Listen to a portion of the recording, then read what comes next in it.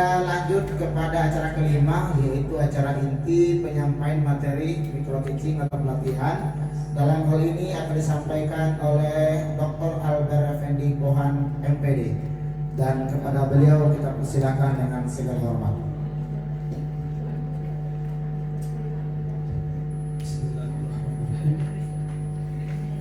Assalamualaikum warahmatullahi wabarakatuh.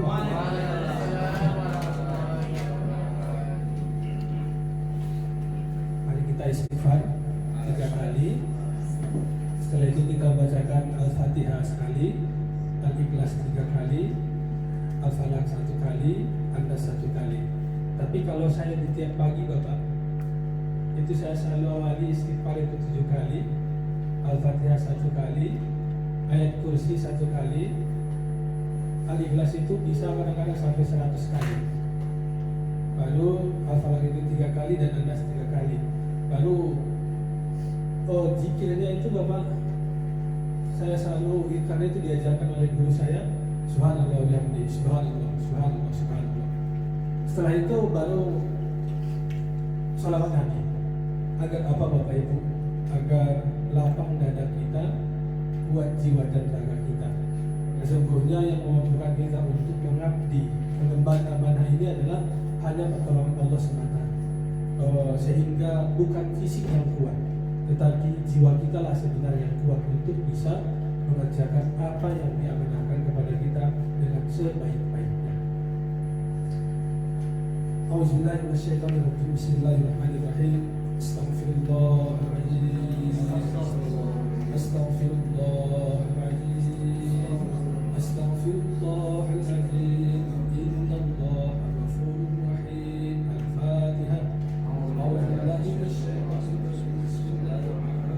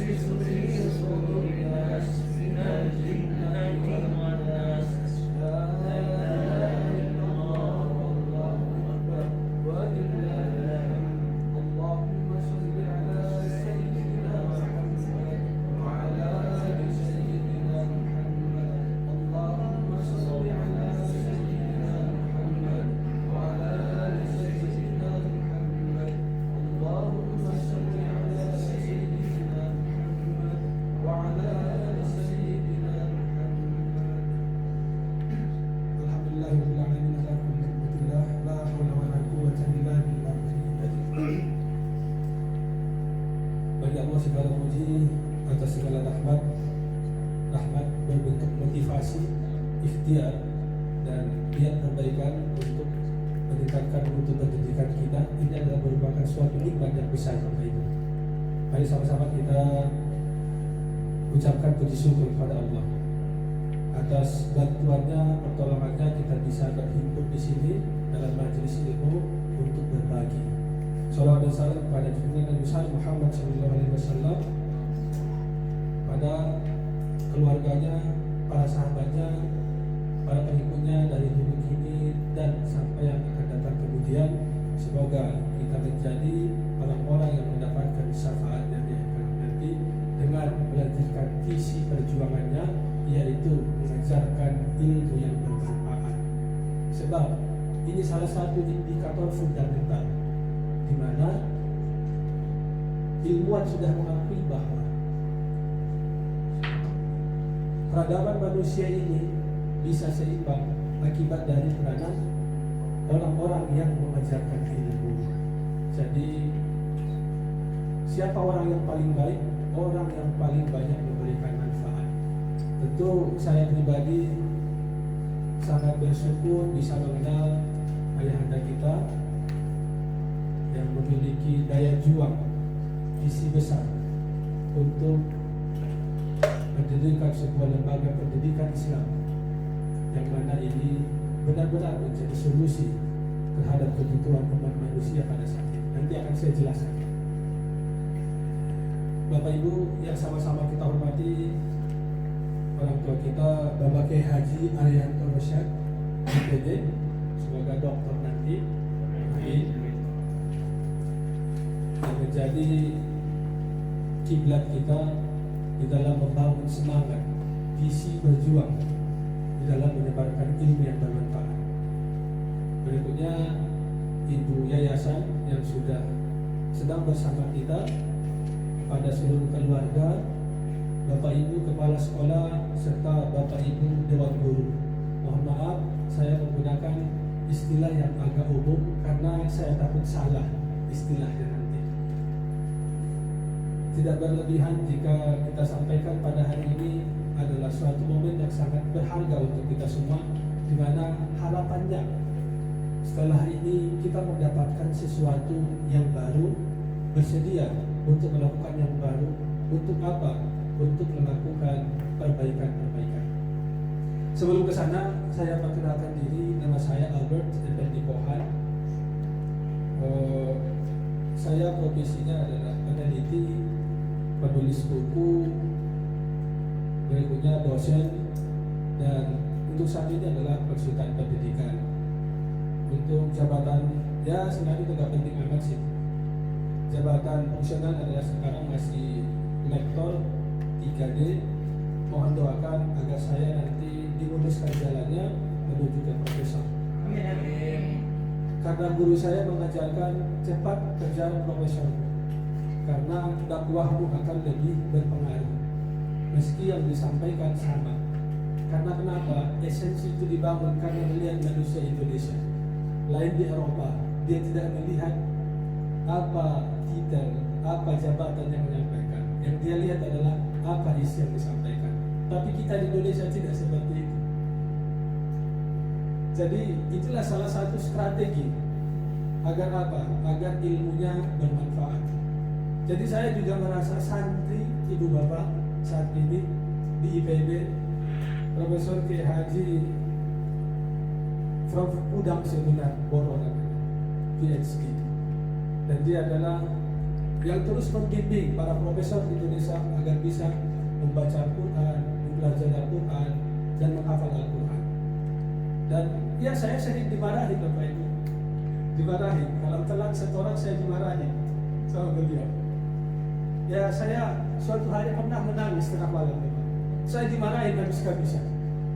Kenapa saya menangis? Karena saya menganggap itu sebuah rahmat yang sangat besar. Ya Allah, Engkau mengirimkan orang kepadaku yang suka memarahi saya agar saya lebih baik. Nikmat mana yang harus saya ingkari lagi Bapak? Jadi jika ayah anda kita memarahi Bapak Ibu karena kurang tepat dalam bekerja, itu adalah rahmat dan nikmat. Karena kenapa? Di balik itu ada satu kondisi yang bisa kita manfaatkan dengan baik. Berikutnya Bapak Ibu, pendidikan saya terakhir adalah di Universitas Negeri Yogyakarta, S3 Management of Education. Ini sebagai motivasi saja untuk yang muda-muda. Di sini saya lihat banyak anak-anak muda harus membangun semangat, karena ini yang diajarkan oleh Islam kepada kita. Jadi saya fokusnya sebenarnya adalah fokus riset, manajemen pendidikan, pengembangan profesionalisme guru, kepemimpinan pendidikan, dan praktik pengajaran. Jadi saya memegang moto hidup ini Bapak Ibu. Dari dulu, moto saya ini adalah selalu I give my life priority. Jadi pekerjaan adalah amanah yang harus diemban dengan hati yang ridho dan tulus. Jika tidak, pekerjaan itu menyiksa kita, bahkan mempercepat kematian Bapak Ibu. Jika suatu pekerjaan itu dikerjakan dengan hati yang terpaksa, hati kita itu bisa rusak, pikiran kita bisa rusak, kesehatan kita bisa rusak, bukan keberkahan. Jadi harus dengan hati yang ridho dan tulus atau ikhlas. Untuk mengemban amanah tersebut, seorang harus mengetahui ia bekerja untuk siapa. Jika kita saat ini masih nanya berapa gaji saya dan lain sebagainya, untung saja kemarin Pak Kiai tidak menanya berapa. Kalau Pak Kiai menanya berapa lagi saya nggak mau. Bapak Ibu, karena seperti yang Bapak Kiai bilang tadi, perguruan tinggi, Poltek, UIB, ya walaupun jadinya saya ada sedikit ke sana. Di Utrika saya yang pengembang pasca sarjana yang S2, dan di Globe sekolahnya Cina dan Eropa. Jadi saya anggap itu sebuah amanah. Dan memang jujur li, kalau di situ saya sampaikan, saya punya ilmu di sini, hormati ilmu saya sih, tidak sembarangan, karena dia juga adalah bisnis oriented. Dan saya sampaikan, jika Anda sanggup, jika tidak, saya juga tidak mau. Profesional di sana. Tentu di dunia pendidikan tidak boleh. Kita harus tulus mengabdi, maka Allah akan menguatkan kita, membuka jalan keberkahan dalam hidup kita. Maka bekerja untuk siapa dan karena siapa, serta harus berupaya sampai menembus batas kesanggupan untuk mencapai hasil yang baik agar memberikan maslahat kepada orang banyak. Orang bilang, sebenarnya masih bekerja sampai menembus batas kesanggupan, tidak menyerah. Itu adalah diksi kiasan. Ada banyak orang belum bekerja udah mengeluh. Kok bisa capek tapi belum dikerjain? Ini orang-orang zaman Jurassic Park juga begitu. Kita jangan lagi seperti itu. Iya. Dan intinya kita harus selalu memikirkan apa manfaat yang saya kerjakan. Aduh Bapak Ibu, saya melihat sebenarnya seperti membawa garam di pinggir laut bicara di depan Ibu Bapak semuanya. Kenapa? Karena Ibu Bapak adalah bekerja, ya Allah, untuk apa? Mengajarkan Al-Quran, mengajarkan agama. Bapak Ibu harus bersyukur ditakdirkan untuk hal itu. Mungkin kita sering lalai dan lupa bahwa sesungguhnya kita sedang mengerjakan yang paling mulia di dunia ini. Maka saya bilang sama Pak Kiai, saya menyesal saya tidak pernah duduk di bangku pesantren. Dan ibu saya selalu mengatakan demikian, saya ingin duduk kamu itu menjadi pesantren, tapi nggak ada akses yang kita ketahui. Makanya Bapak Ibu, bersyukurlah Bapak Ibu pada saat ini ditakdirkan sebagai hamba Allah yang bertugas hari-harinya mengajar Al-Quran, membaca, mendengarkan, memahami Al-Quran setiap hari. Masya Allah. Kemuliaan apa lagi yang mau kita cari di dunia ini Bapak Ibu? Doakan kami juga yang bukan orang pesantren ini agar hatinya tertambat pada kecintaan terhadap Al-Quran. Oh, Bapak Ibu, para ulama dulu adalah penulis. Ulama adalah penjaga dan pewaris ilmu. Maka kita berharap dari sini anak-anak muda yang ada di sini kelak akan menjadi penulis-penulis hebat yang mengajarkan ilmu. Agar apa? Ilmu kita itu bisa digunakan oleh orang lain. Dan ini adalah buku-buku yang saya tulis Bapak Ibu. Ada pertama ini Perahu Tua, ada Kita Dalam Imajinasi, itu saya kembangkan dari Burindang 12, karena budaya kita di dalam menjaga kelestarian budaya berbasis agama ini adalah sangat jarang. Terus ada buku pedoman guru, ada versi revisi buku pedoman guru, ada konsep pengajaran bahasa Inggris Jabat 21, ada nasihat ayahku. Ini adalah yang saya kembangkan dari surah Luqman terkait dengan apa sebenarnya nasihat. Salah satu nasihatnya itu adalah pelajarilah Al-Quran. Itu salah satu nasihat di sini. Dan nasihat terakhir itu adalah di sini, anakku, solatkan jenazahku kelak.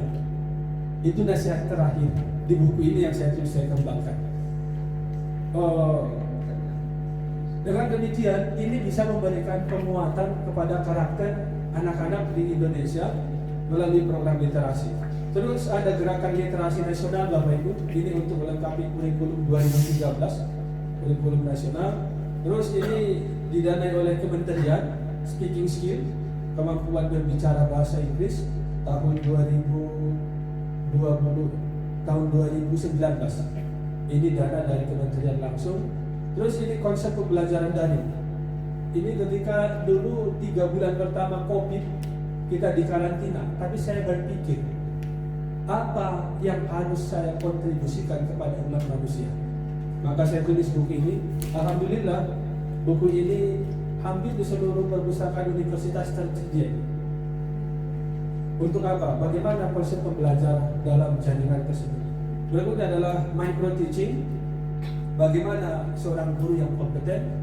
Ini saya terbitkan tahun 2021. Buku saya yang terakhir adalah kompetensi guru di era 5.0.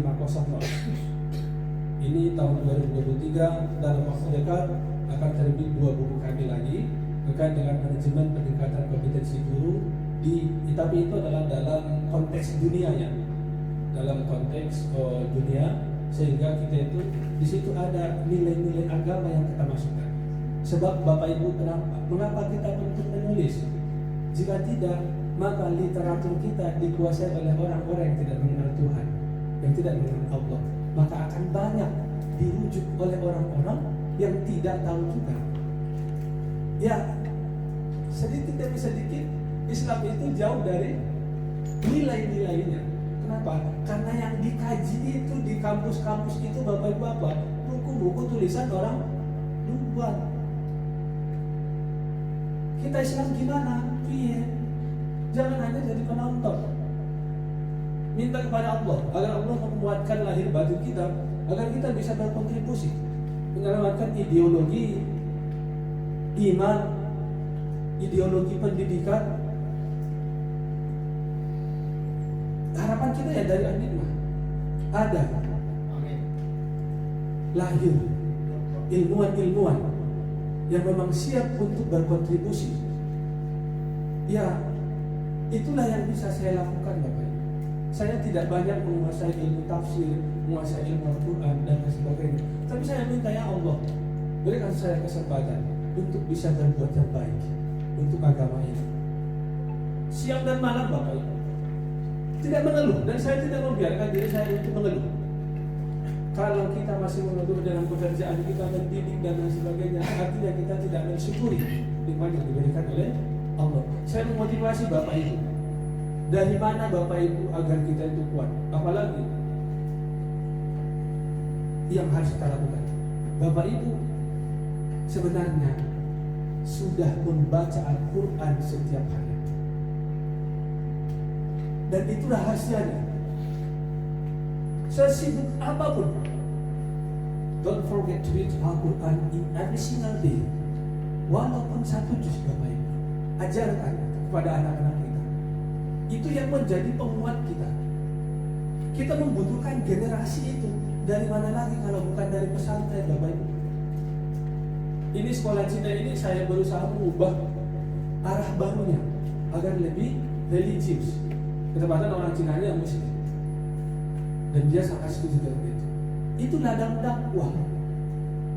Jadi dakwah ini berbeda-beda. Dakwah saya di berbagai tulisan Bapak Ibu. Tulisan itu selalu harus menjadi sarana dakwah. Nah, jadi di kompetensi guru nanti akan saya jelaskan apa era 5.0 yang dikembangkan tahun 2016 di Jepang.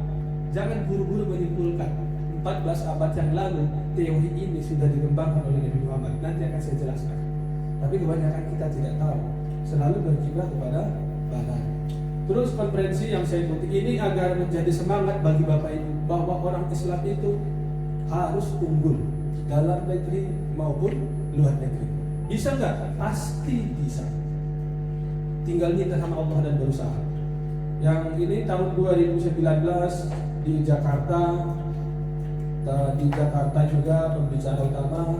Terus di United Kingdom tahun 2021 saya sangat aktif di Eropa Bapak Ibu untuk memberikan pandangan-pandangan kita. Karena saat ini kita diserang oleh liberalisme di setiap sudut.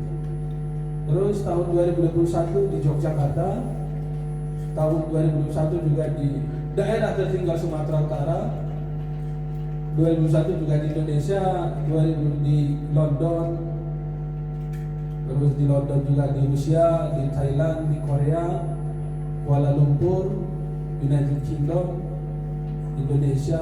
Kemarin saya minggu yang lalu saya baru pulang dari Malaysia Bapak Ibu, di Universitas Malaya berbicara terkait dengan guru futuristik oleh Kementerian Pendidikan di Malaysia.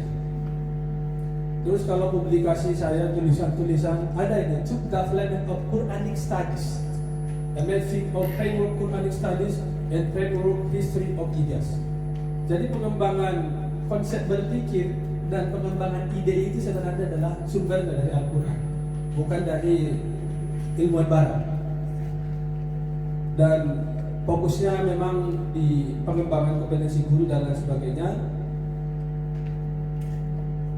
Bapak Ibu ini bukan untuk dibangga-banggakan, tapi dimotivasi untuk Bapak Ibu. Bapak Ibu harus melakukan hal yang sama. Saya ngajar di SMK Negeri 5 dari 2015 sampai 2019. Ini setiap tahun saya terpilih sebagai guru teladan. Walau saya bukan guru agama, kerja saya di mana Bapak Ibu? Di masjid. Guru Hana tahu itu dulu waktu saya di PA.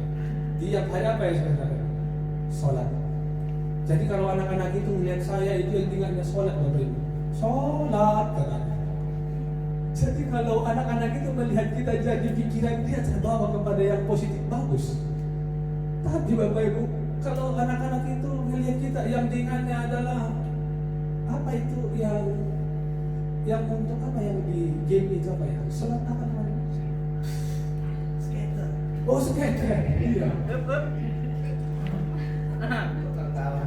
Kita informasi. Iya. Nah, Kita kan orang luar, biasa di luar. Bapak Ibu kalau yang diingat, kalau anak itu ngelihat kita yang ayo Pak nanti main PUBG katanya sama kita. Aduh. Jangan sampai. Enggak ada ya, di sini enggak ada. Kita insya Allah. Terus tahun 2018, alhamdulillah Bapak Ibu, bahwa saya sebagai dosen terbaik. 2021 di sini dosen berprestasi. Terus 2021 di sini saya mendapatkan penghargaan internasional, yaitu Indonesia, Finlandia, New Zealand, Turki, Malaysia. Terus 2022 jumlah itu berdasarkan penilaian Google Scholar Bapak Ibu. Kampus itu apa yang terbaik Bapak Ibu? Harvard University. Setiap tahun kan ada perhimpunan itu.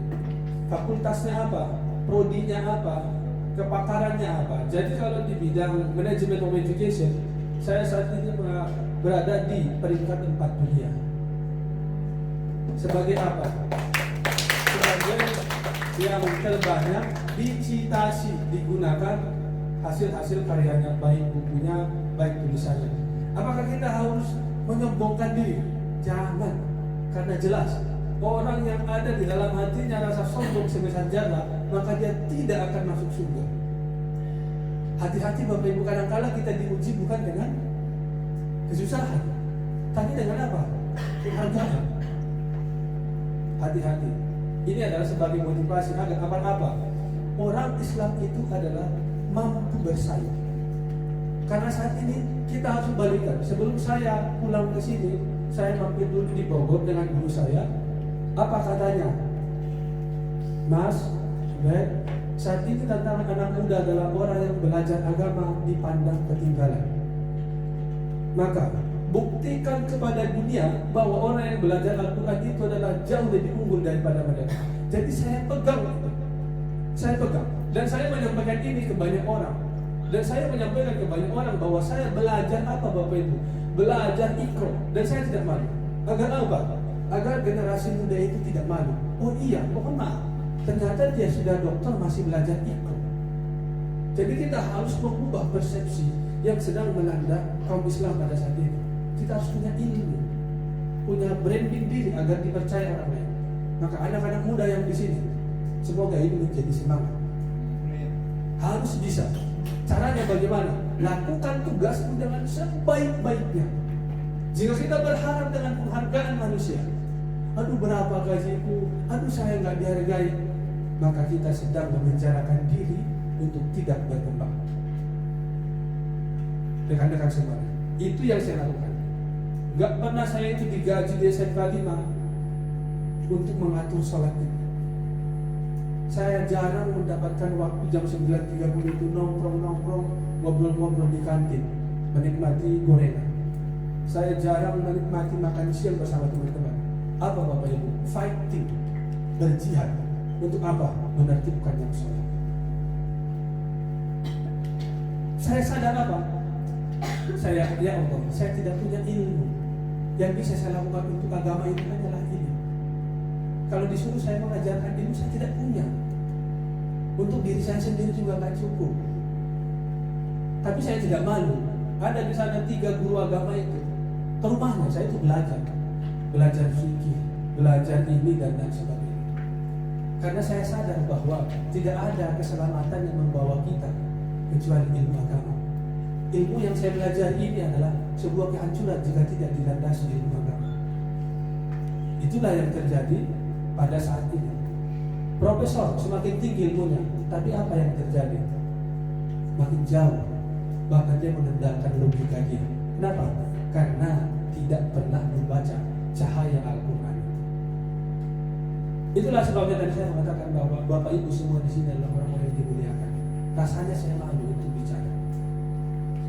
Berikutnya Bapak Ibu, di terakhir penghargaan yang saya peroleh di Malaysia kemarin dari University of Malaya dan CRF, Co-Research Foundation of Kuala Lumpur. Jadi saya mendapatkan 2 penghargaan di sana. Dan salah satu penghargaan yang paling berkesan, saya menjadi pemecah rekor lulusan tercepat dengan indeks prestasi summa cum laude, yaitu 4,0, S3 2 tahun 5 bulan di Universitas Negeri Yogyakarta. Bapak Ibu, apakah saya karena pintar? Bukan, tetapi karena pertolongan Allah. La haula wala quwwata illa billah. Dan banyak di luar Mesir kejadian itu. Tetapi saya yakin bahwa ketika kita tulus melakukan sesuatu karena Allah dan merasa senantiasa kita itu dijaga oleh Allah, diperhatikan oleh Allah, maka semua akan mudah. Everything will be easy. Bahkan Allah cemburu bagi orang yang menganggap sesuatu itu sulit, padahal Allah adalah dekat pertolongan. Ini yang harus kita ajarkan kepada generasi kita. Wah, sesungguhnya kita itu adalah sudah memiliki segala-galanya. So why do you think so stressed every single day? Mengapa kita harus gelisah, gundah gulana dan lain sebagainya? Ya Bapak Ibu ya, yang muda-muda ini, selama saya di Batam, saya akan terus bersama pesantren yang sama-sama kita cintai. Kalau saya nanti bersikap agak tegas, Bapak Ibu mohon maaf, karena saya sedang memutus kasih sayang dan yang baik. Saya ingin ketika saya nanti tidak di Batam lagi, pondok pesantren Adikmah ini menjadi pesantren yang baik. Dan saya akan, insya Allah dengan pertolongan Allah, akan menggunakan seluruh pemikiran yang saya miliki untuk kita bersama. Dan saya tidak ada apa-apanya kalau bukan karena pertolongan Allah. Tentu jika kita bersama, Bismillah, tawakal kepada Allah, tidak jauh lebih mudah, tidak lebih sulit untuk mengembangkan mutu pesantren ini daripada merintis. Ayahanda Kiai Haji Lupa. Arianto sudah membangun. Kita generasi masa untuk meningkatkan tidak bisa, ada berapa banyak kita di sini. Masa mau kalah? Maka kemarin itu yang muncul, ini sangat bagus, bangunannya sangat megah dan sebagainya. Tetapi untuk saat ini, mungkin ini caranya agar kita bisa ketemu. Dan kita komitmen Bapak Ibu, komitmen, Insya Allah. insya Allah, Insya Allah. insya Allah ya, kita akan membangun kembali. Udahlah cukup, nggak habis ini nanti. Dan sebenarnya itu nggak penting Bapak Ibu. Bapak ini saya berdiri. Bapak Ibu, saat ini dunia sedang memasuki era 5.0. Mengapa pendidikan pesantren sebagai salah satu solusi di era 5.0? Ini tesisnya. Nanti Bapak Ibu akan menjawab. Saya ulangi pertanyaan ini. Ini adalah pertanyaan romantik kita. Why the educational Islamic became one of the solutions to face the era 5.0 society? Mengapa pendidikan Islam harus menjadi, bukan harus, menjadi salah satu solusi, menjadi solusi terbaik untuk menghadapi era 5.0. Apa sebenarnya era 5.0 Bapak Ibu? Implikasi dari era revolusi industri 4.0, di mana fungsi teknologi menggantikan fungsi manusia. Baik Bapak Ibu, apa itu era 5.0? Apa itu era revolusi industri? Era revolusi industri itu siapa yang mengkonsep? Salah seorang profesor dari Jerman, Schwab, merancang di mana untuk mempercepat pemerataan kesejahteraan itu maka harus dibantu dengan peranan teknologi. Implikasinya apa? Terjadi era 5.0. Bapak Ibu, di tahun 2030 ke atas, Bapak Ibu akan melihat motor itu di atas, mobil itu di atas, gak lagi di bawah. Ya, guru itu adalah robot. Saya kemarin ke konferensi di London. Salah seorang ilmuwan dari Amerika sudah mengembangkan guru dari robot. Bapak Ibu, Manchester University. Dan saya menentang dengan tegas. Dan saya mengembangkan sebuah model kompetensi guru melalui riset yang dipelopori oleh Universitas Negeri Yogyakarta di daerah tertinggal Indonesia. Dia punya fakta, kita punya fakta. Di mana yang lebih humanis? Untuk apa? The human being survive in the future. Terus apa 5.0 itu? Dikembangkan tahun 2016 di Jepang, seorang ilmuwan bernama Fukuyama dan Hirayama. Secara resmi, secara global tahun 2017 disetujui, agreed and received by all the countries in the world, diterima oleh semua negara sebagai satu tatanan hidup yang akan berlaku. Apa yang diakibatkan era masyarakat 5.0 Bapak Ibu? Ada disrupsi, ada optimasi. Saya ulang kembali ya, pertanyaan kita nanti semua harus bisa menjawab. Mengapa pesantren menjadi solusi untuk pendidikan manusia di era 5.0? Nanti jawabannya akan ditemukan. Itu adalah tesisnya Bapak Ibu. Nanti reiterasinya silakan. Monggo Bapak Ibu menjawab. Apa itu disrupsi Bapak Ibu?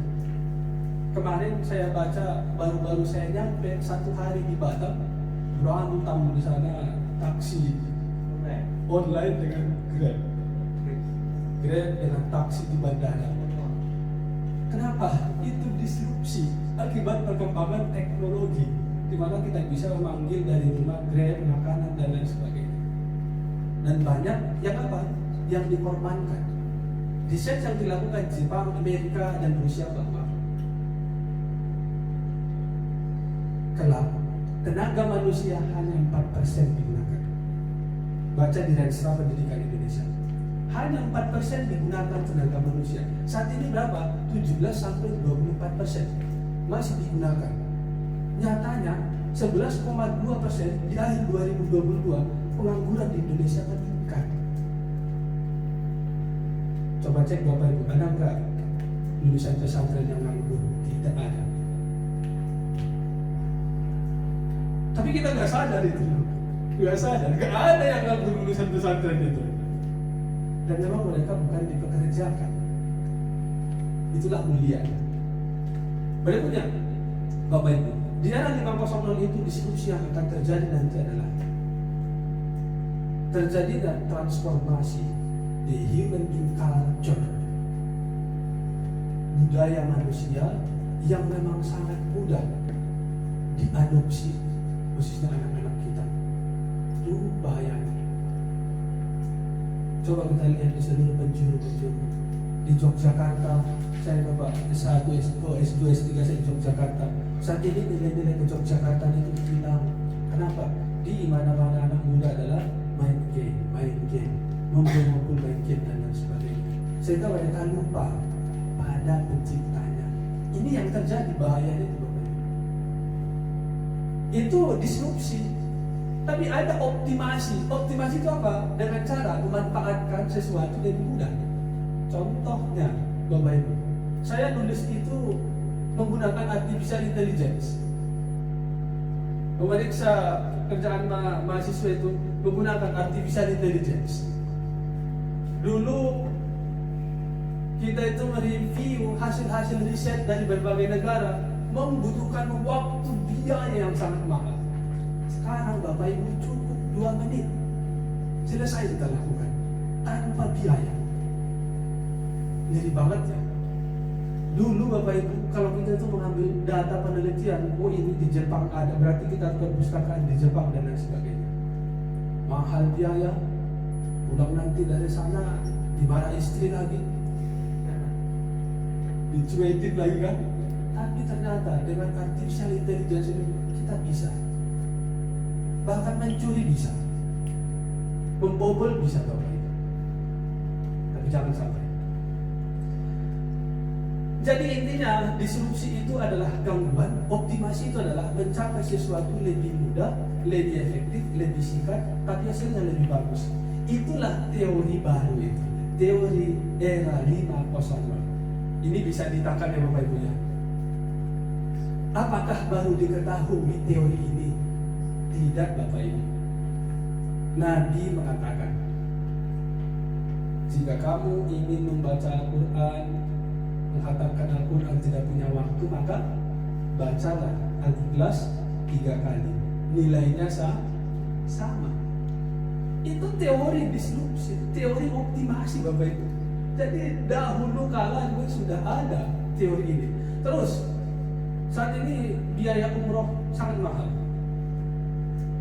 Biaya umroh sangat mahal dan tidak semua bisa. Tetapi setiap orang bisa mendapatkan nilai umroh dengan melakukan apa?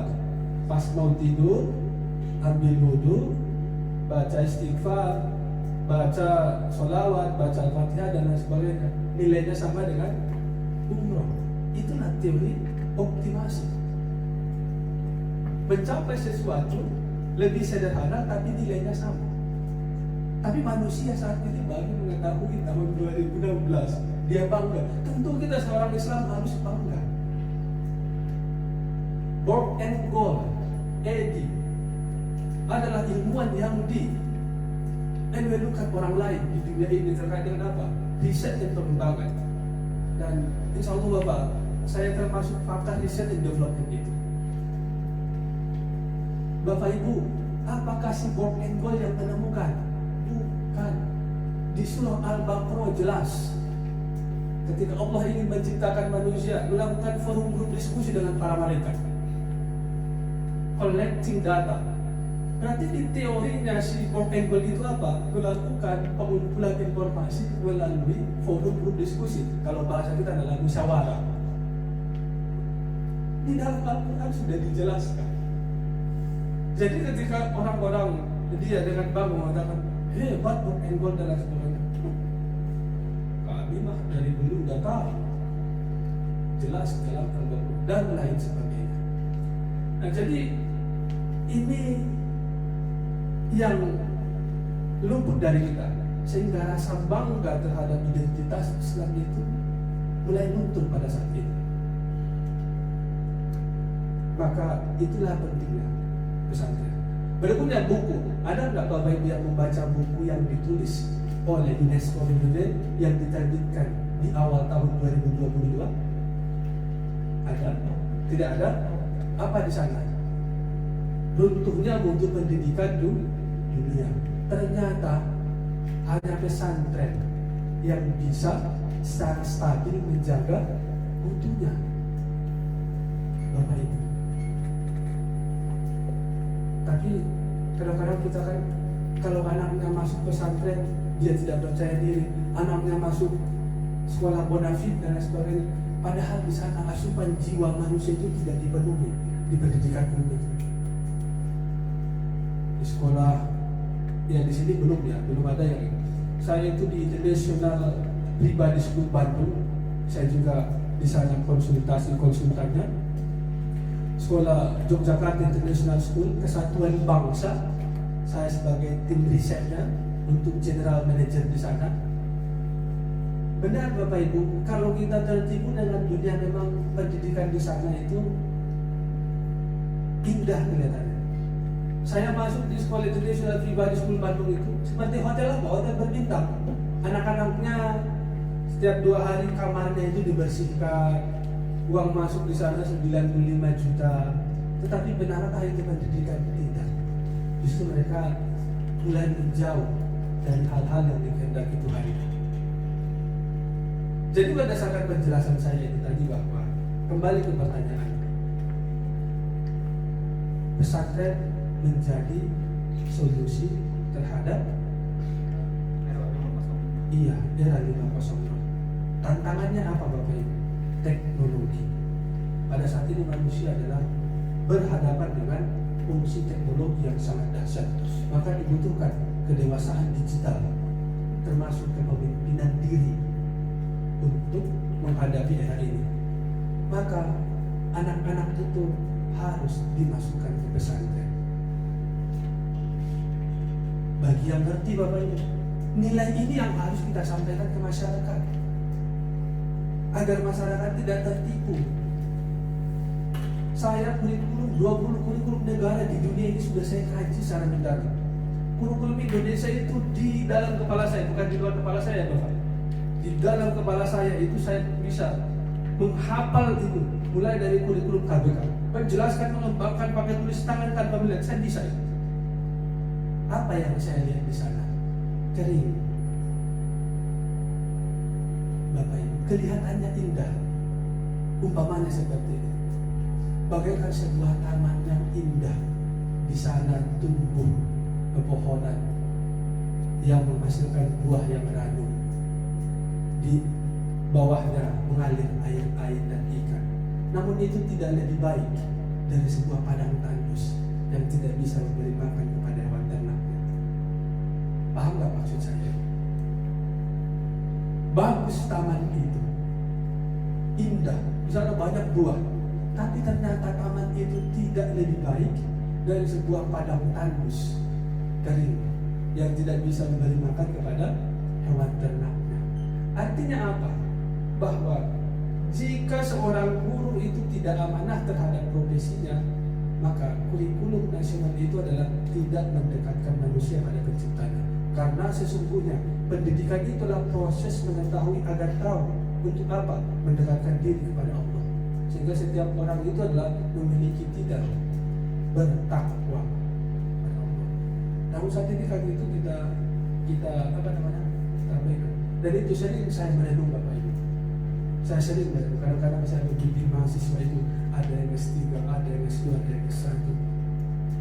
Benarkah mereka ini akan mengenal Tuhannya dengan apa yang mati-matian mereka usahakan itu?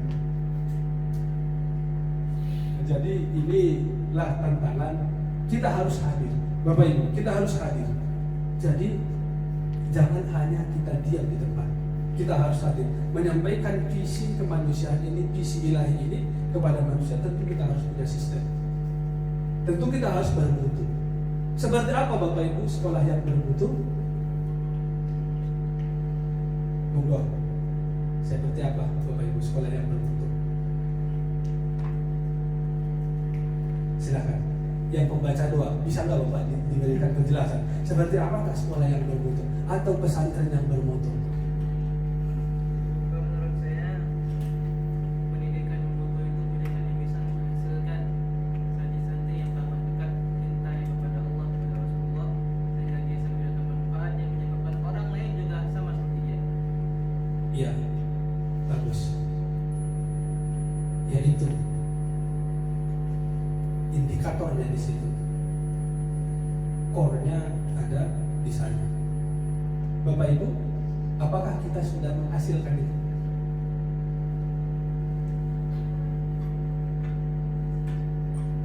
Bagaimana perubahan dunia? Apa yang harus kita tambah dengan siswa kita, dengan santri kita? Ada beberapa hal, nanti akan kita jelaskan. Baik Bapak Ibu, sebagai tenaga pengajar, maka salah satu yang menyebabkan pendidikan itu bermutu atau tidak tergantung pada siapa pengajarnya. Saya ulangi Bapak Ibu, tergantung pada siapa pengajarnya, bagaimana kompetensi pengajarnya. Nanti akan kita ulas 6 kompetensi yang harus dimiliki oleh guru, baik ustadz, ustazah, profesor dan lain sebagainya. Agar apa? Agar benar-benar dia mampu mengaktualisasikan, melakukan revitalisasi dirinya sebagai tenaga pengajar dan menghasilkan sumber daya manusia yang dekat dengan Yang Maha Kuasa. Bapak Ibu, kembali lagi mari kita mengingat bahwa tugas kita adalah sebagai tenaga pengajar. Ada banyak harapan yang disematkan kepada Bapak Ibu. Suatu hari ini ada sebuah cerita. Di tahun 2022. Saat itu anak saya baru lahir sekitar 2 minggu. Putri saya, putri tercinta, namanya Syawkina Gusani. Baru 2 minggu lahir. Tapi saya harus keliling Indonesia ke daerah tertinggal. Pas di puncaknya COVID. Bapak Ibu, rumah kami itu di Kuningan, di Jawa Barat, dekat dengan rumah sakit Sidawangi. Daerah Sidawangi. Berserak Bapak Ibu di depan rumah sakit itu, tiap menit suara ambulan mencekam. Tapi saya harus komitmen dengan janji ini bahwa saya harus melanjutkan perjuangan melakukan pendekatan mutu guru di daerah-daerah tertinggal Indonesia. Terus saya minta izin sama orang tua, dibolehkan, minta izin sama istri, agak berat tapi hasilnya dibolehkan, dan minta izin sama anak.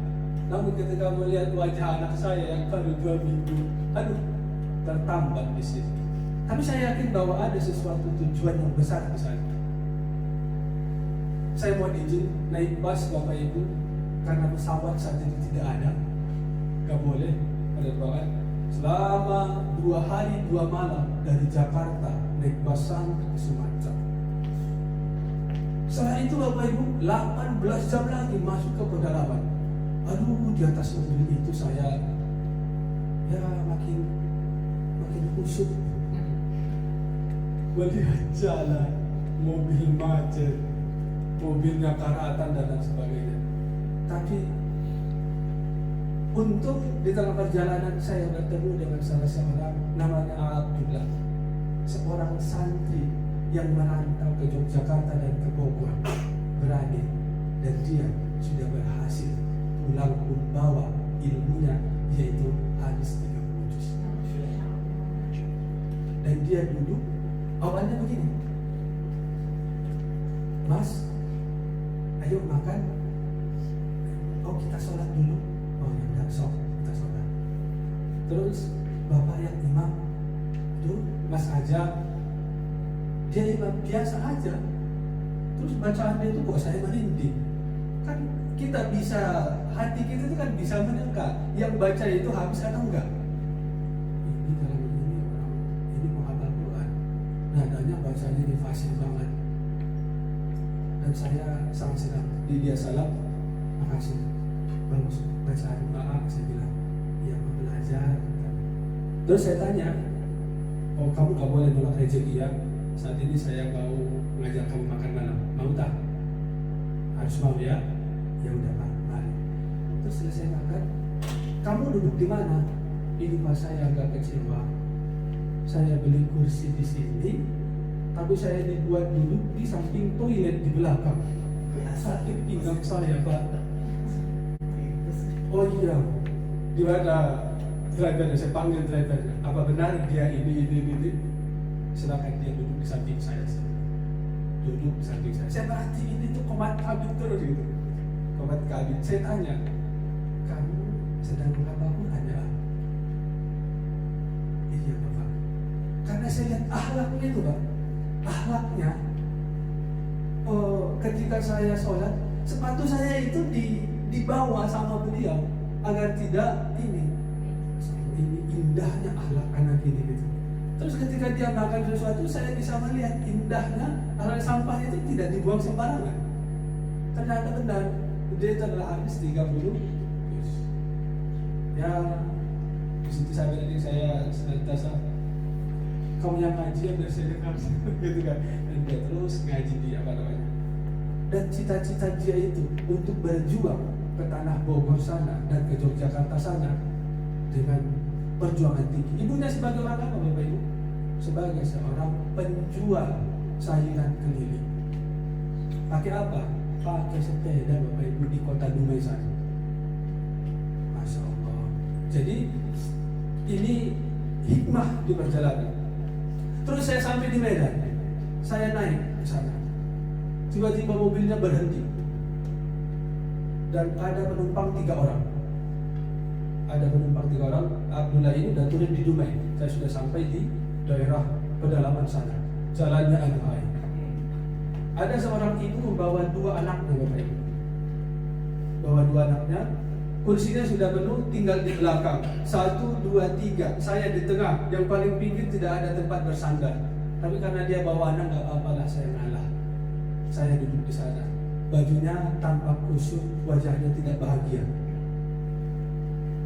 Terus seiring berjalan, saya menikmati pemandangan yang menakutkan, Bapak Ibu. Jurang di mana-mana. Terus tiba-tiba anaknya ngomong, "Ma, aku mau jajan satu lagi. Jajananku tadi minta dong 1, Ma." Ya, apa kata ibunya?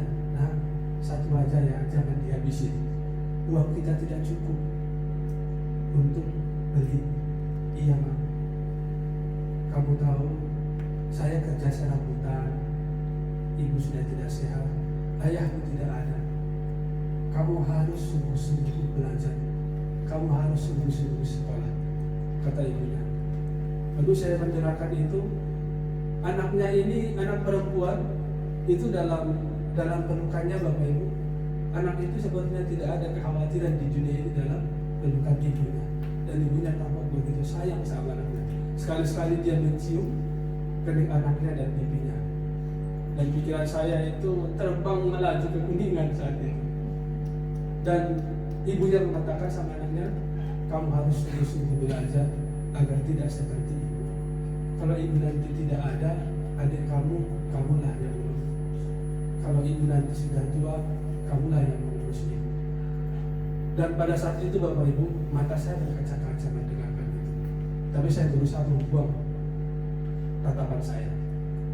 Begitu indahnya pemandangan ini. Begitu besarnya kasih sayang seorang ibu kepada anaknya, dan begitu besarnya harapan seorang ibu atau orang tua kepada menjadi orang yang berhasil. Siapa yang mereka harapkan untuk menjadikan kenyataan itu bisa Bapak Ibu? Kita guru-guru itu. Kita guru-guru ini Bapak Ibu. Setiap malam tentu orang tua mendoakan anaknya yang terbaik menjadi anak yang soleh. Kan doa-doa di mana-mana itu. Bagaimana anak itu menjadi soleh kalau tidak dipengaruhi atau tidak dididik oleh seorang guru? Maka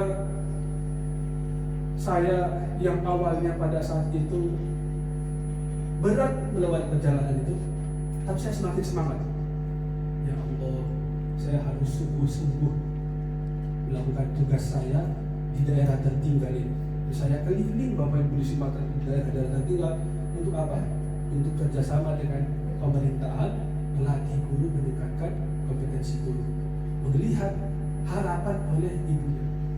Dan begitu saya lihat di lapangan Bapak Ibu, di luar ekspektasi saya. Ada banyak sekolah yang ada shift malamnya dihuni oleh kambing, paginya dihuni oleh manusia. Hari ini kita bersyukur Bapak Ibu, kita bisa di sini sepertinya adalah meningkatkan kompetensi, bisa di tempat yang bagus seperti ini. Setelah itu saya melewati selama 6 bulan. Bahkan lebaran Bapak Ibu saya tidak pulang dari sana. Kenapa? Mengerjakan tugas saya secara profesional.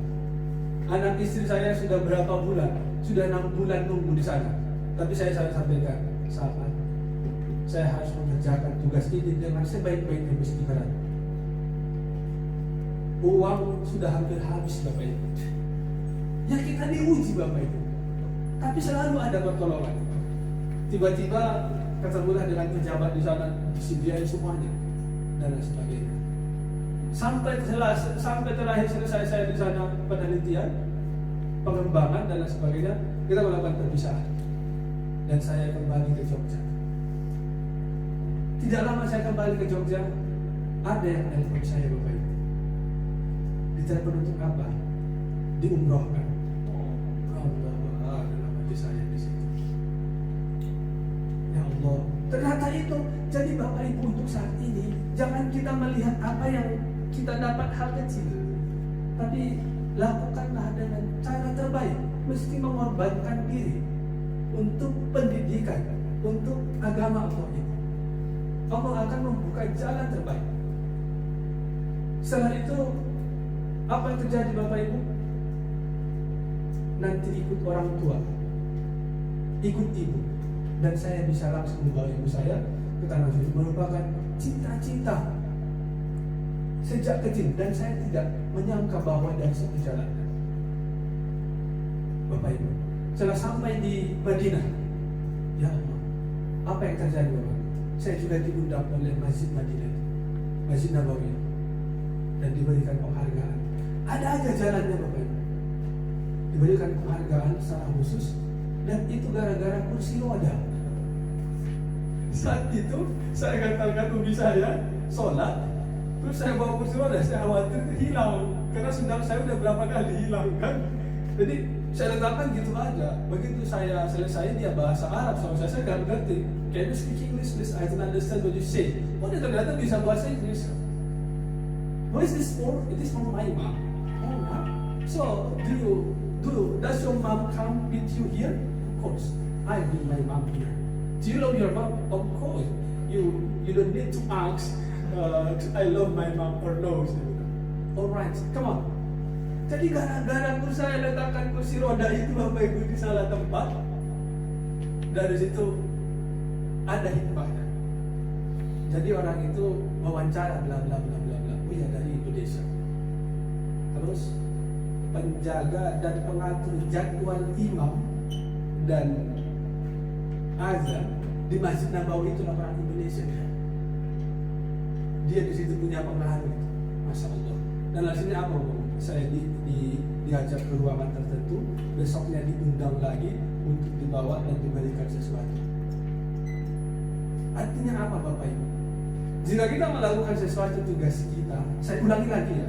Jika kita melakukan sesuatu yang sudah kita setujui, yang sudah kita terima, tugas sebagai guru diamanahkan untuk kita, maka jangan mencari alasan untuk tidak melakukan yang terbaik. Lakukan seperti moto tadi telah sampai batas, menembus batas kesanggupan. Untuk apa? Mendidik dengan kasih sayang, mendidik dengan kepedulian dan lain sebagainya. Sehingga nanti kita akan masing-masing melihat apa takaran yang akan kita dapatkan. Jadi ini adalah fondasi kita untuk membangun semangat bersama. Jika kita ingin maju lagi, jika kita ingin maju di pondok ini, maka kompetensi guru harus menjadi prioritas. Maka saya sudah mengembangkan sebuah konsep bagaimana mengembangkan kompetensi kita. Mengembangkan kompetensi kita agar kita bisa diterima oleh siswa. Tapi yang hal mendasar itu adalah apa Bapak Ibu? Niatnya Bapak Ibu. Jadi kalau niatnya udah benar ingin mendidik anak-anak, ingin mengajar anak-anak, tapi kembali lagi saya sampaikan bahwa ada banyak guru-guru yang seperti ini. Gimana kita mau bisa ngajar Pak Albert dengan profesional, gaji kita sedikit katanya. Ya berarti dia meyakini seperti itu, maka itulah dia. Karena dia hanya memikirkan itu. Ada banyak seperti itu, banyak. Saya tidak suka, saya kurang setuju dengan pernyataan itu.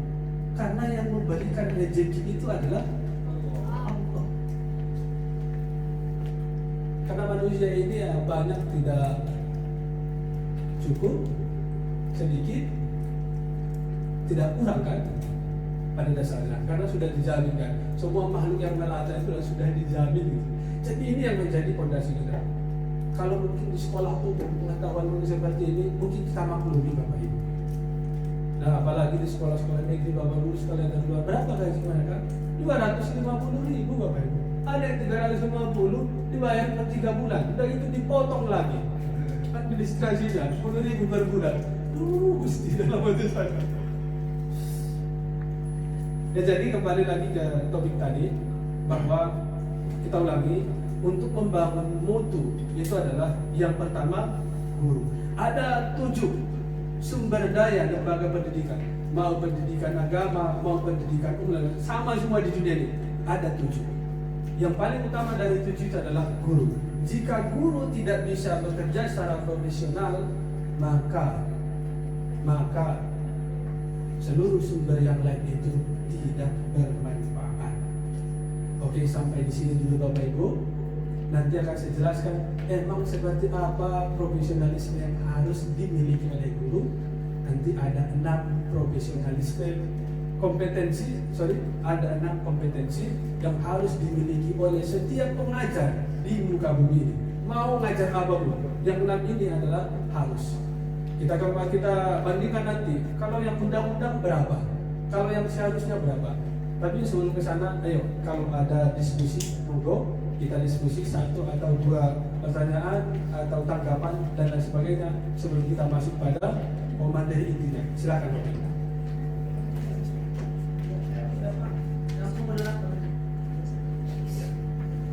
Baik, dari pembahasan tadi satu guru atau hal yang lain yang mau ditanyakan silakan atau dilanjutkan dulu.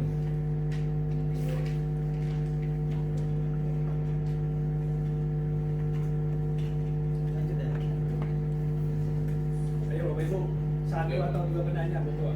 Ya. Siapa yang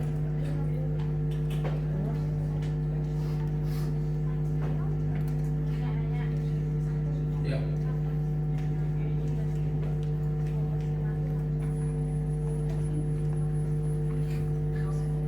Bismillah. Assalamualaikum warahmatullahi wabarakatuh. Izin bertanya untuk kepada Dr. Albert Effendi Pohan, di dalam hal pendidikan kepesantrenan khususnya, apakah dalam tantangan era 505 yaitu teknologi, apakah kita bisa menggunakan teknologi itu tersendiri untuk meningkatkan kualitas dalam hal pendidikan? Itu yang pertama.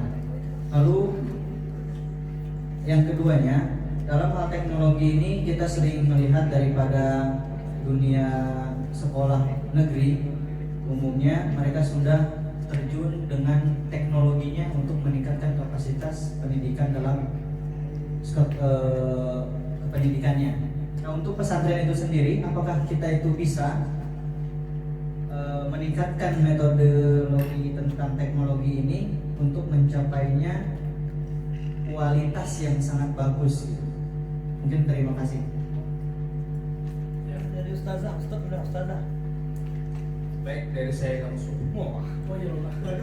Selama ini mereka yang sekolah-sekolah di luar, sekolah-sekolah umum itu selalu percaya diri dengan kualitas keilmuan yang dia miliki. Padahal dikatakan Pak Albert tadi, semua yang mereka adopsi dengan teknologi itu berasal dari Al-Quran dan sudah ada sejak zaman Nabi. Pertanyaan, apa yang menyebabkan kita, khususnya guru-guru yang di kalangan pesantren atau orang tua yang ingin memasukkan ke pesantren, menghilangkan rasa percaya dirinya, rasa bangganya anaknya masuk ke pondok pesantren? Itu apa penyebabnya? Guru pesantren tidak pede untuk tampil, untuk maju, inilah saya. Orang tua tidak pede untuk mengatakan anaknya masuk pesantren, dan anak sendiri juga tidak pede bagaimana dirinya adalah yang terbaik dibanding yang lain-lain. Itu Pak. Iya Bapak. Aduh, sebenarnya ini pertanyaan Bapak sulit ya. Namun saya mencoba menjawab sebisa saya Bapak. Yang pertama tadi adalah sekolah umum menganggap bahwa kualitas mereka bagus. Itu salah satu bukti bahwa mereka kurang berkualitas. Karena salah mengartikan kualitas itu sebenarnya.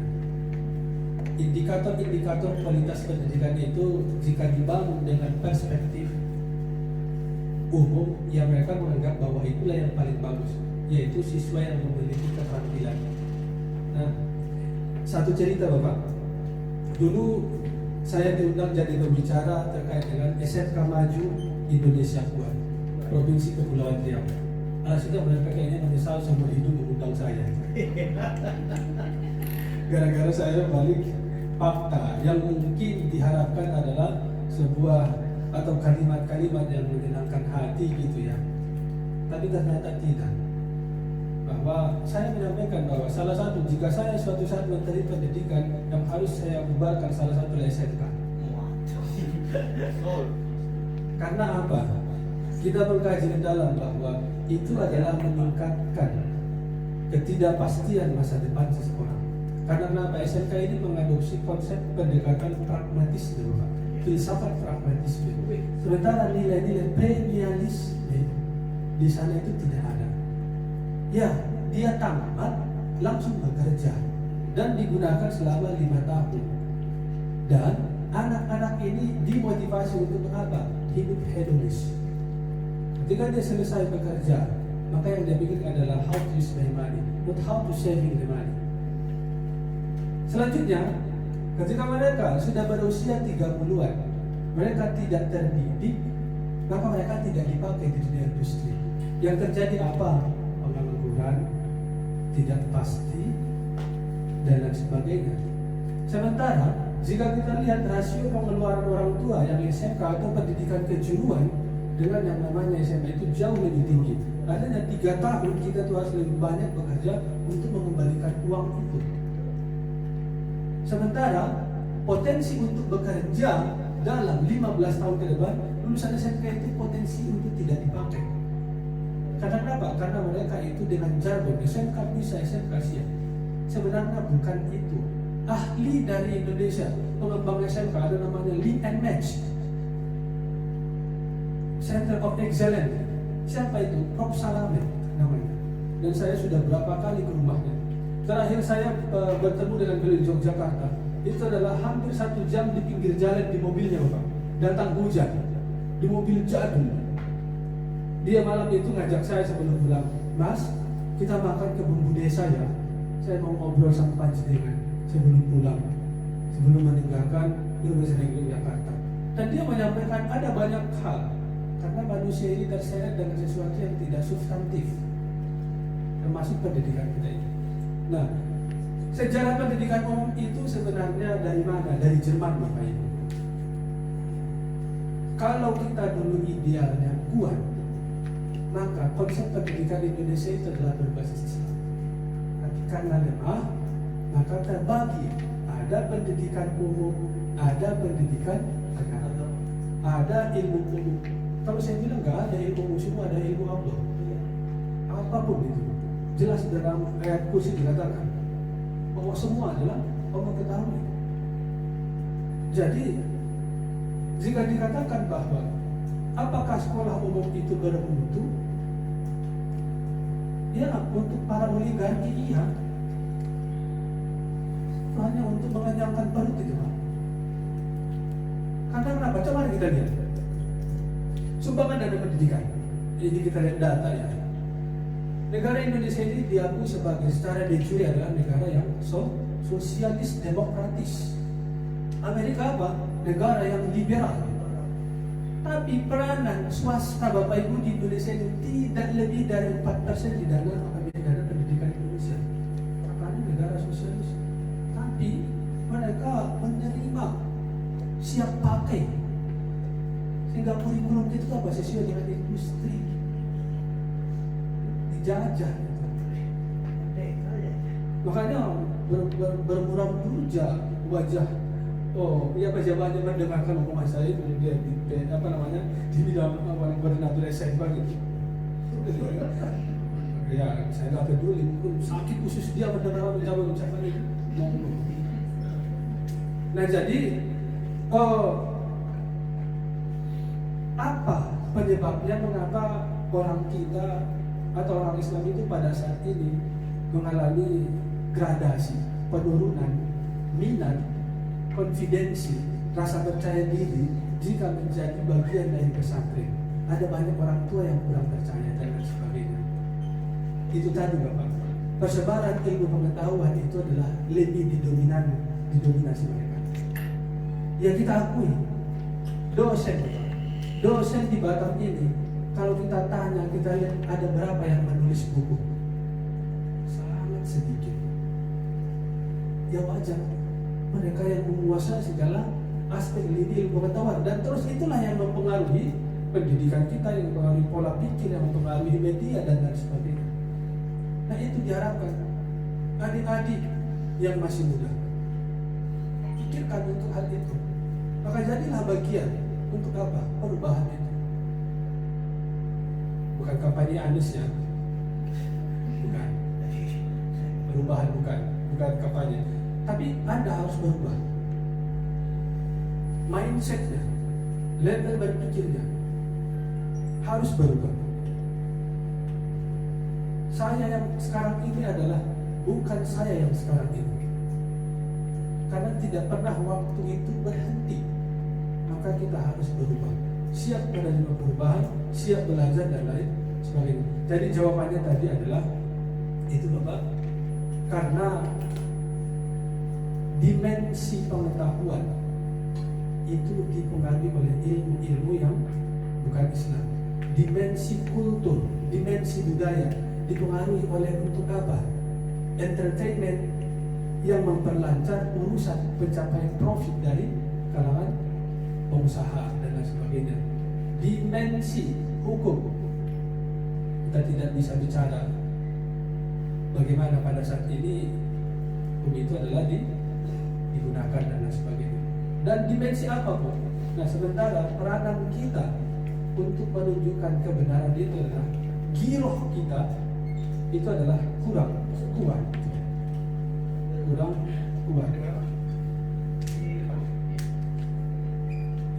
Nah ini salah satu yang harus kita Bapak Ibu yang harus kita hasilkan dari pesantren kita.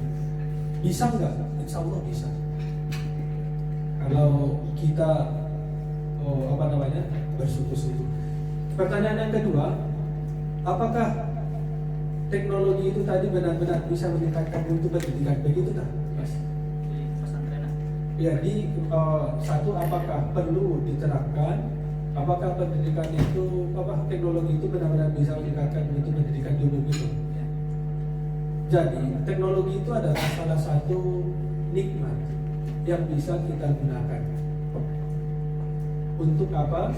Untuk percepatan pencapaian tujuan kita. Tetapi di sana ada berupa obstacle, ada nilai-nilai buruknya, di mana jika ini diberikan kepada orang yang belum mampu atau belum memiliki self-regulation, self-efficacy, self-control, maka ini sebaiknya jangan dulu.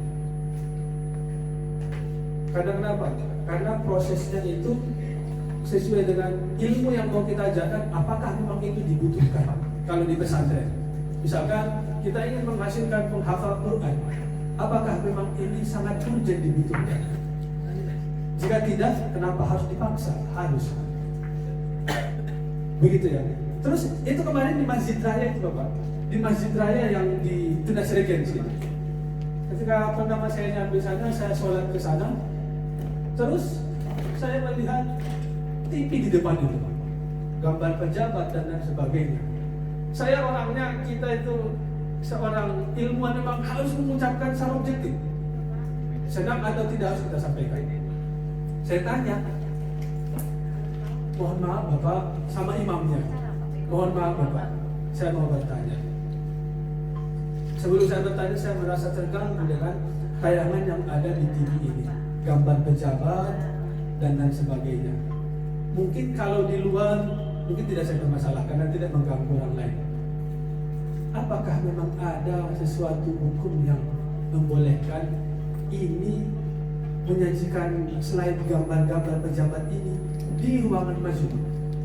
Yang mana secara pribadi saya merasa terganggu. Dan apa urgensi yang sangat dibutuhkan ketika ini dibuat?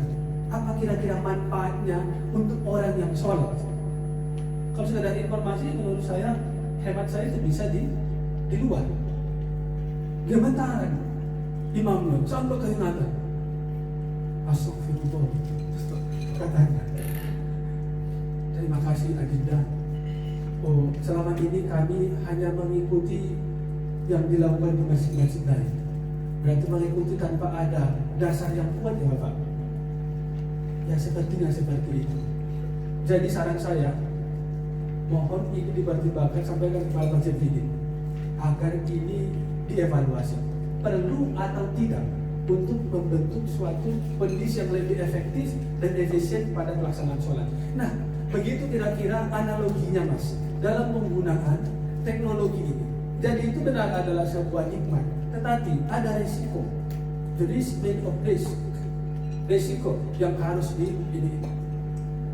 Tadi malam juga Bapak ada orang bertanya ke saya, Assalamualaikum warahmatullahi wabarakatuh. Waalaikumsalam. Maaf Bapak bertanya, apakah boleh memakai sendal saat sholat atau memakai sepatu saat sholat? Saya bukan ahli agama Mas. Saya tanya gitu kan. Saya bukan ahli agama. Mungkin bisa ditanya kepada ahlinya, saya bilang. Tapi saya ingin jawaban dari Bapak, katanya. Nah ini bukan jawaban berdasar, saya nggak tahu dalilnya, namun ini pendapat saya. Kira-kira sandal sepatu itu apa penting digunakan ketika sholat saja? Atau adakah yang menjadi bahaya jika tidak menggunakan sholat? Tidak menggunakan sepatu sholat? Enggak, mau tanya saja apa boleh Pak? Ya kalau saya berpendapat bahwa karena itu tidak membantu saya untuk lebih khusyuk sholat atau bahkan mengganggu saya, jadi saya itu nggak harus saya pakai, nggak perlu saya pakai, saya bilang. Karena melihat pada fungsinya saya bilang harus pakai sepatu, tapi hukumnya bolehlah kamu tanya pada ahlinya. Itu pendapat saya.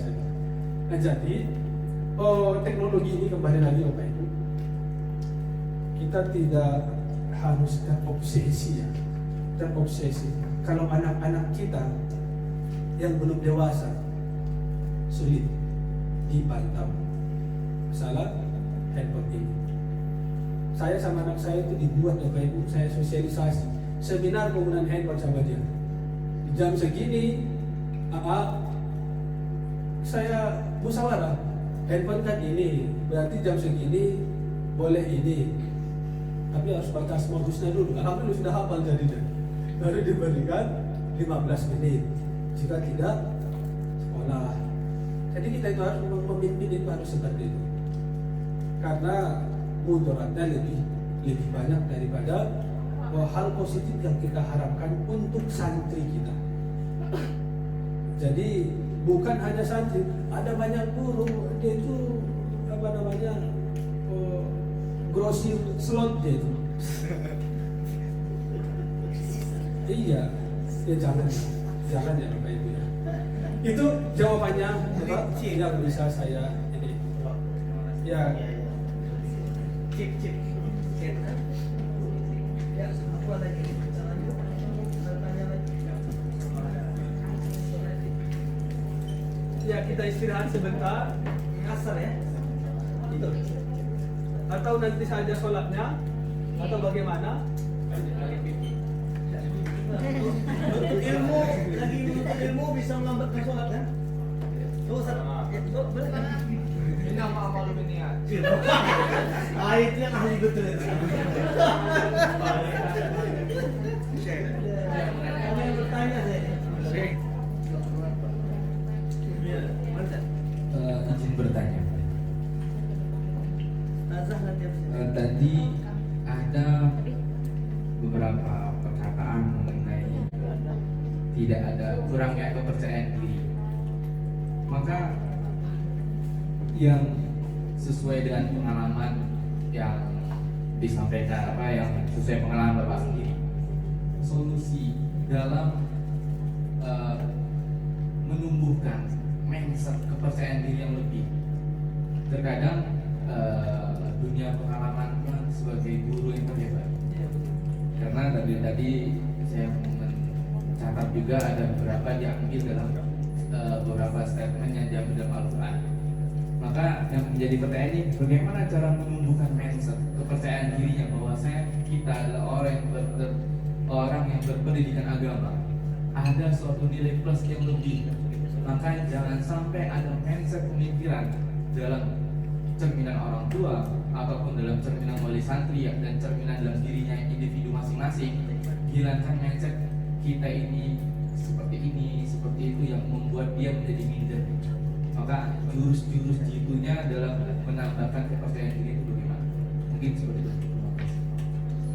Ini pertanyaan high head body thinking skill ya Bapak Ibu. Pertanyaan yang sulit. Iya, pertanyaan apa namanya berpikir kritis dan berpikir tingkat 3. How to build the confidence for somebody else. Jadi bagaimana menumbuhkan rasa percaya diri gitu ya. Ada 3 hal yang harus kita perhatikan. Yang pertama, jelas harus ada transformasi ilmu. Transformasi ilmu. Bapak, jika diisi aqua ini dengan air 1 bulan, maka dia akan berubah. Bukan lagi air, tapi bisa jadi racun. Artinya, kepercayaan diri itu adalah bersumber dari sebuah pengetahuan yang terdiri dari 4 level. Pengetahuan konseptual, pengetahuan faktual, pengetahuan prosedural, pengetahuan metakognisi yang sudah dia pahami, amalkan, ajarkan, evaluasi, kembangkan, sebarkan. Sehingga jika pengetahuan itu adalah sudah dipahami seseorang, maka akan muncul sebuah kepercayaan diri. Tapi kalau tidak bagaimana? Maka itulah kita selalu diinstruksikan, saling ingat mengingatkan dalam kebenaran. Maka itu teori yang harus kita lakukan. Kepercayaan diri itu apa? Ketika dia merasa benar dengan apa yang dia lakukan, maka dia muncul percaya diri. Be myself. Saya percaya dengan yang saya aktualisasikan adalah sebagai kebenaran, dan dia adalah merasa percaya diri dengan itu. Maka kebenaran itu bukan kebenaran yang dibenar-benarkan. Karena banyak riset itu adalah kebenaran semu yang dibenar-benarkan, padahal tidak benar. Kenapa? Hasil riset itu adalah riset, opini, pendapat, pengetahuan, teori, hukum. Ini semuanya hukum aja yang pasti. Teori ini ke bawah semuanya adalah tidak mengandung kebenaran hakiki. Itu semuanya adalah bersifat tentatif. Benar suatu saat, pada saat tertentu tidak benar. Dan kebenarannya itu adalah secara konteks. Ada banyak buku saya itu sudah saya musuhi isinya. Karena kenapa? Sudah tidak sesuai lagi dengan kebutuhan manusia semua. Maka rasa percaya diri, self confidence itu adalah muncul ketika seseorang memahami pengetahuan faktual, konseptual, prosedural, metakognisi sebagai suatu kebenaran yang ada di dalam diri dia, maka dia nyaman percaya diri dengan itu. Ada kok orang yang celananya segini, celananya dia percaya diri aja karena pemahaman dia seperti itu, pemahaman kognisi dia itu seperti itu. Karena ada titik kuning di sini, yaitu ada linguistik. Jadi bahasa di dunia ini adalah 6.800 sekian.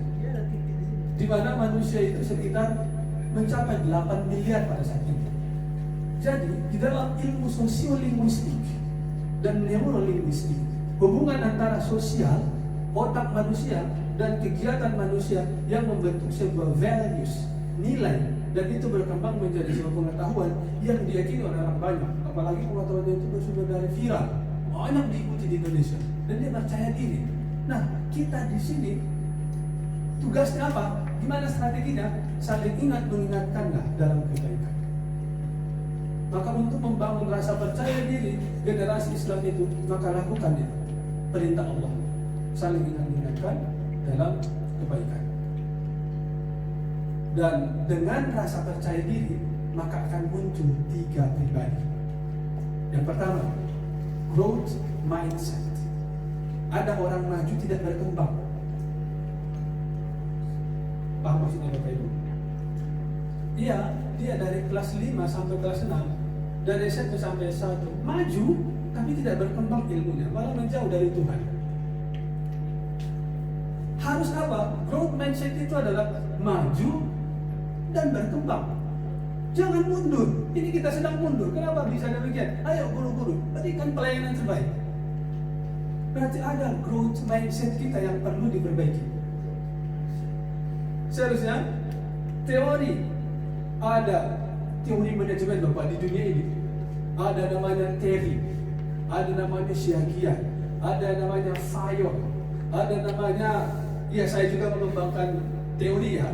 Ada teori manajemen yang saya kembangkan dalam disertasi itu dan lain sebagainya.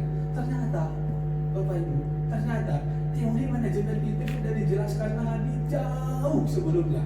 Itu apa? Hari ini harus lebih baik dari kemarin, besok harus lebih baik daripada hari ini. Sementara teori Demings Bapak Ibu, total quality management, itu yang paling banyak diadopsi di dunia ini di perusahaan-perusahaan. Yang terbaru itu sekarang ada Lean, miliknya Jepang. Tapi jauh sebelumnya Islam sudah ada itu, tapi kita tidak manfaatkan. Kok kita bisa turun? Berarti teori continuous improvement, teori Nabi Muhammad kemarin, hari ini harus lebih baik dari kemarin, dan besok harus lebih baik dari ini, kita tidak terapkan. Kenapa tadi? Tidak memiliki growth mindset. Apa growth mindset itu? Maju, berkembang, melihat peluang, melihat masalah sesuatu yang harus diselesaikan. Tapi Bapak Ibu, kadang-kadang kalau sudah lihat masalah, dia malah sembunyi. Jangan. Siswanya seperti ini, ya udahlah, yang lain saja. Itu namanya mengelak Bapak Ibu. Tapi apa kebutuhan siswa itu? Bicara dengan hati. Kadang-kala ini fisik kita bertemu, tapi hati kita tidak bertemu dengan anak. Kenapa? Karena cara komunikasi verbal dan non-verbal kita adalah tidak masuk ke situ. Ya. Maka konteksnya itu adalah growth mindset. Yang kedua apa Bapak Ibu? Heart set. Heart set itu ada banyak fenomena yang tidak bisa diangkat oleh riset, metodologi, statistik, path analysis, sequential modeling dan lain sebagainya. Tiap hari itu saja yang saya lihat Bapak Ibu, statistik, melihat pengaruh ini ke sini, dari ini pusing kadang-kadang saya gitu kan. Tapi tidak dapat heart setnya. Yang pertama tadi, jika seseorang sudah percaya diri, maka akan muncul pribadi yang pertama, growth mindset. Apa itu? Orang yang maju dan berkembang dengan memanfaatkan teori Nabi Muhammad, yaitu hari ini harus lebih baik dari kemarin dan besok harus lebih baik dari hari ini. Dan kedua adalah heart set, kekuatan cinta, kelembutan hati, kesantunan berbicara. Karena model kita sudah ada. Sesungguhnya amarah adalah bentuk kelemahan diri. Ada banyak guru yang tidak sabar dalam mendidik anak, marah dan lain sebagainya. Kita sedang apa? Sedang menunjukkan bahwa kita lemah. Padahal kalimat itu sama. Kita mengetahui bahwa ucapan itu adalah mana yang mempengaruhi hati kepada perbaikan, mana yang melakukan dekonstruksi. Saya banyak juga melihat dosen. Ada yang dibuang dari skripsi itu. Positif. Yang jadi mahasiswa siapa sebenarnya? kadang-kadang miris pada dengan kita. Padahal ucapan yang lembutlah sebenarnya akan diterima oleh hati yang bersih. Karena tidak mungkin cinta yang kotor bersarang di dalam hati yang bersih. Maka kita harus mengubah paradigma di dalam belajar, apalagi kita adalah yang mengajari Al-Quran dan lain sebagainya. Sebenarnya sikap tegas itu apa Bapak Ibu? Sikap komitmen, itulah yang tegas. Kalau hari ini memang harus bangun jam segini, siswa harus nyapu jam segini, harus mengelap kaca jam segini, dan itu terus diawasi, itulah sikap tegas. Bukan bangun, tendang dan lain sebagainya, itu bukan sikap tegas, itu adalah sikap lemah. Bapak Ibu saya ngajar di SMK 5, tidak akan ada siswa yang berani 1 detik telat ke kelas. Tidak akan ada yang berani meninggalkan sampah yang bisa ditangkap oleh pengindra penglihat ini. Karena mereka tahu konsekuensinya, bukan kerasnya, tetapi sikap komitmennya. Coba aja tidak sholat zuhur di situ, Pak. Akan saya panggil orang tua. Jadi itu dilakukan dari tahun ke tahun. Apa yang terjadi? Jadilah sebuah habituasi. Dilakukan itu apa? Hard set. Karena fondasi untuk maju dan berkembang itu adalah hard set. Memerintah dengan kasih sayang, mendidik dengan kasih sayang dan sikap tegas. Tegas itu apa? Continuous, berkelanjutan, komitmen. Jangan hanya ini belajar, jangan hanya 2 minggu belajar bahasa Inggrisnya, setelah itu hilang kemana, nggak tahu kemana. Itu namanya bukan tegas, bukan komitmen Bapak Ibu. Banyak program tapi tidak jalan. Jangan. Nanti akan kita evaluasi. Kita lihat di mana yang paling potensial dan itu harus sama-sama kita jaga. Dan kita harus komitmen menjaga itu sampai karakter itu kelihatan bercahaya dari An-Nikmah. Karakter kita itu. Apa itu karakter? Suatu moda yang menempel pada suatu objek. Pohon pisang, Mas, tahu kan gimana bentuk pohon pisang? Bisa bayangkan? Karakternya seperti pohon mangga, bisa kan? Jadi, lulusan An-Nikmah, lihat, ini karakter An-Nikmah. Jadi harus jelas profil An-Nikmah itu seperti apa. Itu akan kita rumuskan secara mendasar, tapi itu nanti akan masuk kita di sana. Berikutnya Bapak Ibu, apa yang satu lagi? Tadi growth mindset, hard set, tool set. Ya, apa itu tool set?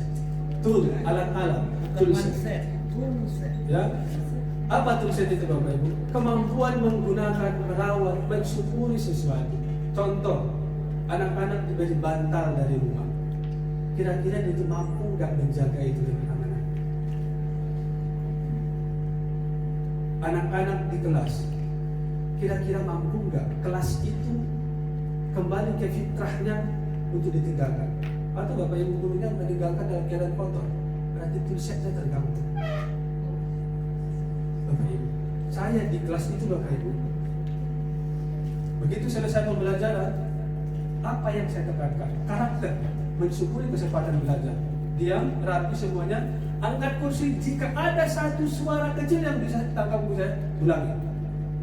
Angkat dengan hati. Rawat, itu adalah fasilitas yang diberikan ke kita. Periksa semua meja. Jangan ada satu sampah pun. Periksa semua jendela. Periksa papan tulis dan lain sebagainya. Sudahkah kembali kelas ini ke fitrahnya? Sudah. Mari kita berdoa, mengucapkan alhamdulillah kepada Allah, kita diberikan kesempatan dalam majelis ini. Setelah itu keluar satu persatu dengan tertib. Ini tulisan di asrama Bapak Ibu. Kira-kira bagaimana peranan guru yang tinggal di asrama untuk tulisan ini? Mohon maaf, kemarin saya sampai di sana, saya melihat di kacanya itu banyak debu. Berarti peranan yang tinggal di sini kurang. Karena jelas teorinya bahwa kebersihan itu adalah sebagian dari iman. Masa siswa kita tidak bisa membersihkan kaca itu agar muncul apa? Haksetnya, agar apa?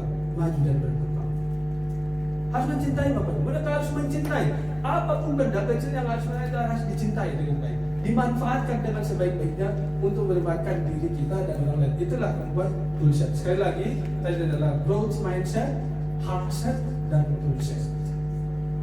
Itu jawabannya. Bagaimana mengembangkan tadi rasa percaya diri tadi sudah saya jelaskan. Teorinya adalah saling mengingatkan dalam kebaikan, karena itu perintah Allah. Agar apa? Jika seseorang mengerti bahwa yang dia lakukan adalah benar dan baik, maka dia muncul percaya diri untuk melakukan itu. Dan semua itu Bapak Ibu, terima kasih. Mungkin untuk sesi tanya jawab.